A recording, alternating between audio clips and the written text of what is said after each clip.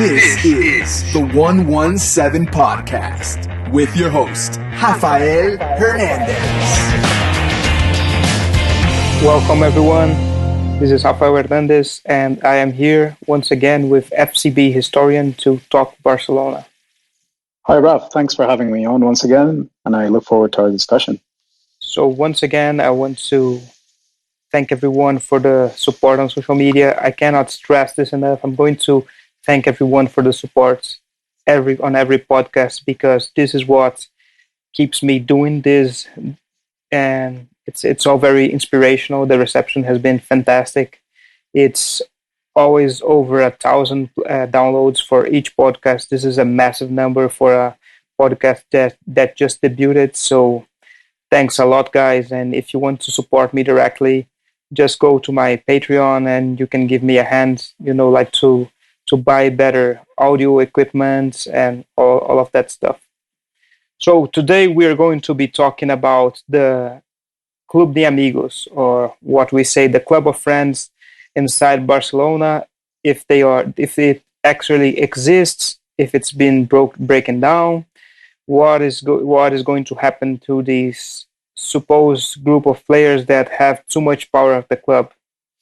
So to explain it, how it is, how people see it, the Club de Amigos at the club started with rumors that players inside the club yielded too much power, and they were actually asked about which players to sign. I think that this kind of report was really misguided. I don't think that players like Vidal, Suarez, or Messi were ever asked which players to sign. We know that Messi didn't like the Griezmann signing. He wanted Neymar. It's a fact by now.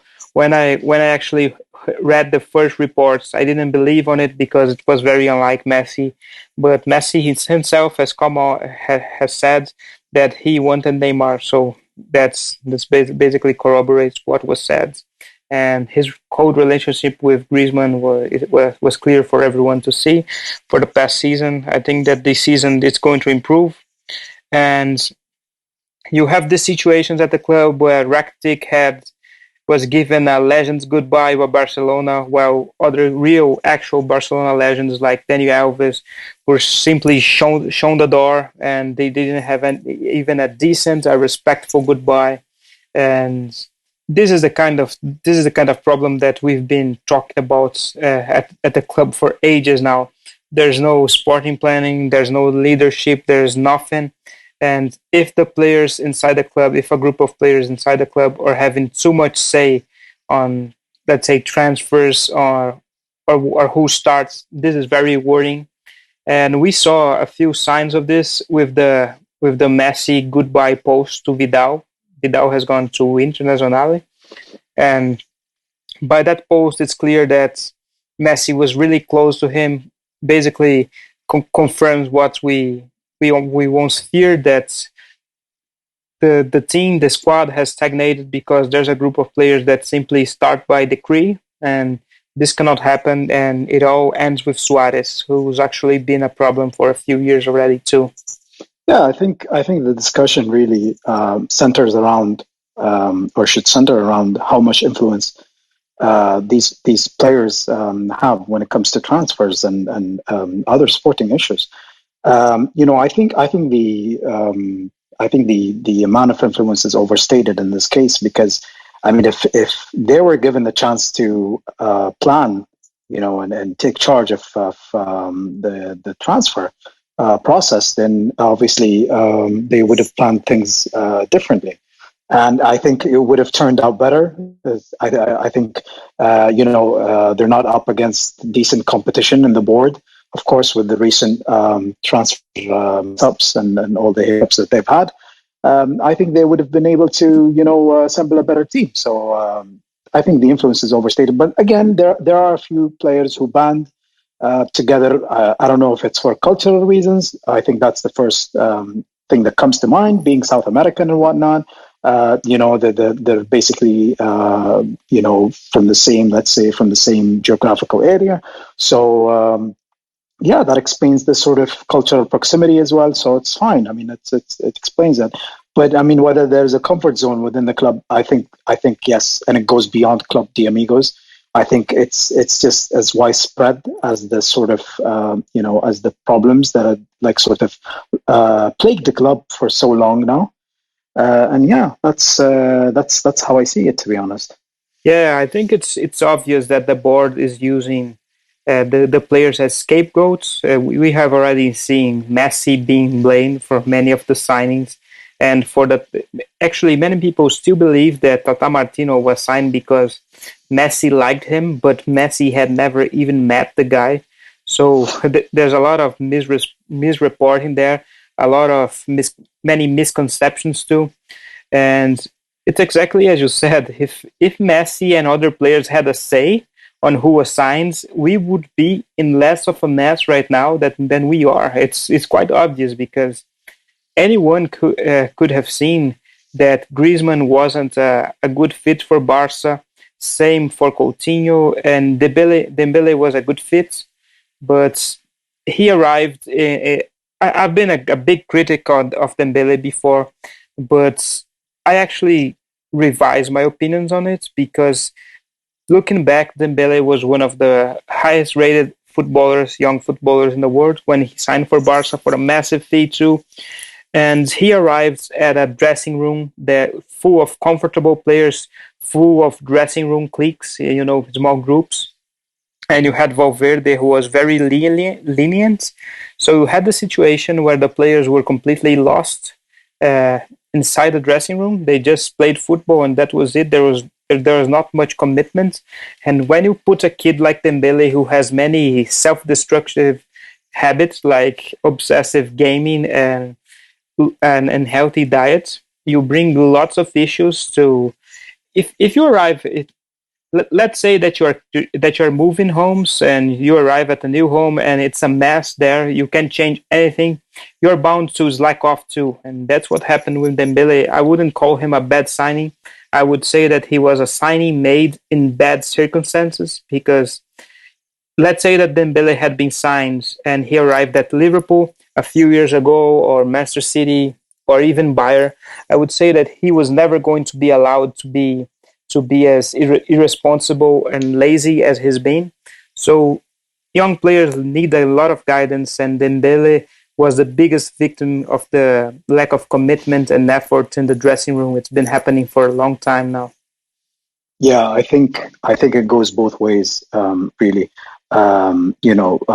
Dembele has to accept some personal responsibility as well for his physical deterioration as well, and his lack of commitment at times. His unhealthy habits that you've mentioned. And I think it's really it's there are two sides to the story. The environment that he's in right now is not conducive for growth. I mean, he arrived as a young player, but even then, I think the example that he set at Dortmund, really, when Barca came knocking on the door, and he just basically skipped training and put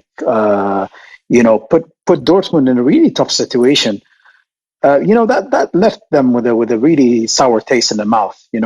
But overall, I think when he arrived into Barca, I think he was out of shape. So he was thrown into action, and given the fact that he'd been hadn't been training for a while, the injury came as no surprise. So with that in mind, it's not like he put a lot of work into let's say reviving his Barca career. I think he went on to just things went on a downward spiral from there on in. And he hasn't had the chance to develop. I mean, I think things would have turned out differently under a coach who who kind of who would understand Dembele more. But I mean, it's really a case of the grass being greener on the other side. Yeah, absolutely. It's easy for us to say right now, but we can't really say how he would have performed at other big club that is more organized than Barcelona right now. And you have the situation where Dembele, when he was fit and playing for Barcelona, he had many amazing matches. It's easy for us to forget that he was one of the best wingers of the world, I would say, in all of the world. When he was really great, he had many fantastic goals, many great assists. He actually won many points for Barca in his second season that helped us win the league. With the league, so he deserves some credit, and he should take more responsibility right now. Yes, that's true, and we have seen the rumors that Liverpool, it's not even rumors anymore. We had big confirmations from the Liverpool side of journalists confirming that Dembele actually refused to join Liverpool on loan last season, which is very interesting. And Manchester United are actually trying to get him on loan right now, but he still wants to stay at Barca. So he's a guy that he of course he's comfortable at the club. I would say that he likes Barca and he wants to be here, and that's the first thing that's the first thing that is important to achieve success at a club. You want to be there, you want to be happy there, and let's hope that with this season with Koeman, he has more focus, he is more committed, and hope for the best because he still can come out good. I would say that Coutinho, personally for me, is a complete lost cause, but not Dembele, absolutely not him. I think there's plenty of hope for him to revive his career. I mean, being 23, I guess he's 23 or 22 still, so he's still pretty young. But again, he needs to take responsibility towards his towards himself, towards his body, his lifestyle and whatnot, and really need to accept that it's now time to work hard and to improve other aspects of his game, which what really stands out and really sticks out in Dembele is his decision making. Sometimes he has this habit of going for the spectacular, which is really. I understand. He's a spectacular player. He likes to play with flair and whatnot. But like really, sometimes it's easy to do the most sensible thing rather than just go for the spectacular. So. Yeah, actually, many people unfairly accuse him of being brain dead, but I was a person that really watched a lot of Dortmund and Dembele's season there with Tuchel, and he was one of the smartest players on the pitch for most of these decisions, and he was really incredible. So it's really unfair for anyone to say this. I would say that Dembele still has a very high ceiling. He even scored a winning goal in the cup final against Bayern. Let us not forget it. As one hell of a goal. He had over 20 assists for Dortmund in his first season too. So what Dembele right now needs, he needs a little bit of guidance, a coach that actually takes care of him, a coach that is fond of him and support him. And perhaps Koeman is that guy, because I would say it's Dembele's last chance of making it Barca. This is the last season for him to make it. Yeah, I don't think that he's going to last one final season because he only has 2 years left on his contract, 1 year left when the season ends. So I would say that it's very unlikely for him to stay any further. And it says a lot that you have Klopp with Liverpool. Liverpool won the Champions League and on the Premier League, and they won Dembele. And Manchester United have many great players going forward, and they won Dembele too. So and PSG was actually trying to get him too last summer.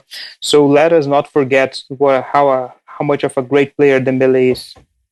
Yeah, I mean, as you said, on his day, he's he can bring a lot to the table. But as I said, and I think I stand by this. Really, he just needs to put his mind to it and really just give it a little bit more commitment. We're all anxious to see him perform to the level or to the standard that that he set. Elsewhere, whether it was at Dortmund or in France. I think I don't remember the name of the club where he started out, but really he set a really high standard. So I mean, we want to see Dembele at his best, And I think whether we love him or hate him, we all as members of fans of Barcelona, we want to see him at his best. Yes, absolutely. Yeah, and I would say that the Barcelona fans have been really patient with Dembele. A few weeks ago, I actually said on social media that Dembele had become a bit of a religious figure for many Barcelona fans because many people actually believe unconditionally that he's going to come out good. And it's not that simple, but it's good to see that because a player like him actually needs this level of support. He needs to feel supported from all sides, and his whole inclusion in the Barcelona squad, in the city, in the club, it was really done in a very poor way, which is another thing that the Barcelona board needs to be criticized. Is this many of the top clubs already have a sector inside the clubs that of people that actually helps the players to settle in their new city. You have the example of Manchester City. Manchester City actually have some people that help the players, that the new signings can call them anytime they need help. And this is very important because the players feel actually included inside the club, inside the city, and they start to feel part of something. Because let us not forget that when Dembele arrived, he was only 20 years old. And imagine you are 20 years old, you just became the biggest signing of the most expensive signing of all time for one of the biggest clubs in the world. And then you arrive and you have to rent or buy a house all by yourself. You don't have your family close to you, because we know that Dembele's family didn't want to move with him to Barcelona, which I found very unfair. We have had reports of Dembele going many times to France just to see his family. So this kind of integration is absolutely paramount, and it was absolutely overlooked by the club. The club needs to step up in that regard. Yeah, let me be the devil's advocate, really. If you remember, earlier on in the season when Dembele got sent off, I don't remember who it happened against, but really, the fact that it was reported that Dembele had actually insulted the referee, and then when his teammates tried to talk the referee out of sending him off, they said that Dembele doesn't speak Spanish. That was the excuse. So, if there's any truth to that rumor, or if there's any truth to that statement, then basically, I think Dembele needs to accept some responsibility, because, if you're in a country, if you've been in the country for almost 2 years, at the time, well, it was 2 years, and then you basically, you still didn't speak the language, then that's something that counts against you, really. But yeah, I think Dembele's been lacking in that regard. Yeah, that's correct, because we have the case of Ter Stegen. Ter Stegen was already studying Catalan for 6 months before he moved to Barca. Before there was a full agreement made. We know that Barca had an agreement with Gladbach on January, but Ter Stegen was studying Catalan even before that. And it's a very interesting contrast. But yeah, we would all expect Dembele to be speaking Spanish by now. But I'm going to partially put this on the club too. Why didn't Barcelona assign him to some Spanish lessons? Because once again, it's a matter of a 20-year-old arriving in another country all by himself without family. I would say that if we have to blame Dembele for everything that has happened since he signed, I would say it's 50% the blame is on him and 50% on the club. That way, no one gets away with any criticism, because both parties deserve it. Yeah, I would agree with that. I mean, it would be more of a 60-40 split, between I would say more Dembele and less the club. Under the current board, yeah, things have been the awful, but with Dembele, really, I think he should have taken a little bit more responsibility, but that's just me. I had massive expectations when we signed him, so I think the level of disappointment is kind of like proportional to that. So yeah, that's very accurate. I would say that I was really hyped to see him, at Barca, but let's hope for that he has a great season ahead.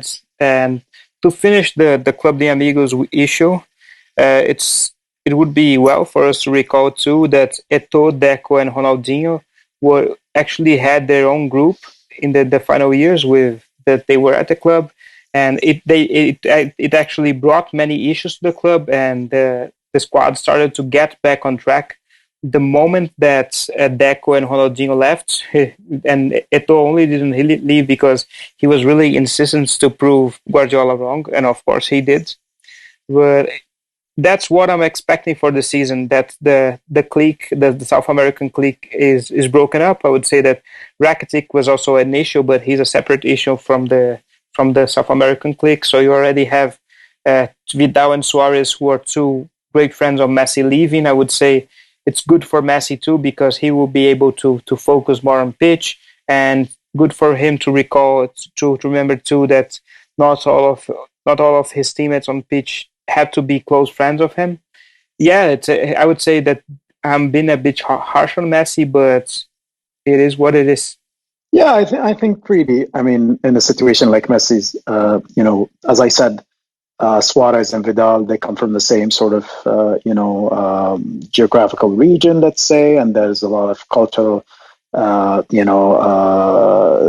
share a lot of cultural, similarities and all these things. So really, it's inevitable that a group of people who are like-minded, let's say, would band together.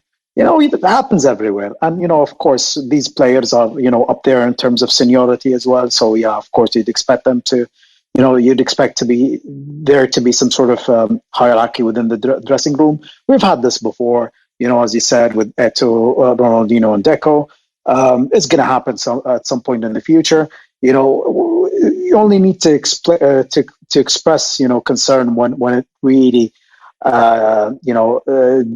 begins to interfere with the club on the pitch.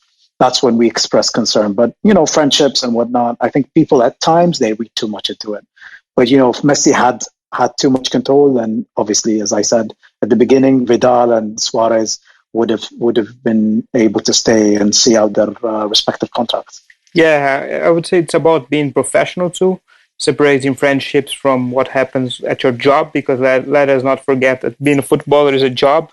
And being a footballer for Barcelona, an even harder job. So there's a level of commitments and a bit of ruthlessness that is to be expected of the players too. Okay, so this is it for talking Dembele and Club de Amigos. We are going to be reducing the podcast size to around 20 minutes per issue, because I have asked many of you, and many are in an agreement that 20 minutes is just the right amount of time to be listening to a football podcast. So there you go, guys. We'll keep adapting and making lots of great content for you. See you on social media. Take care, and thank you, FCB Historian, for being here once again. This was the 117 Podcast.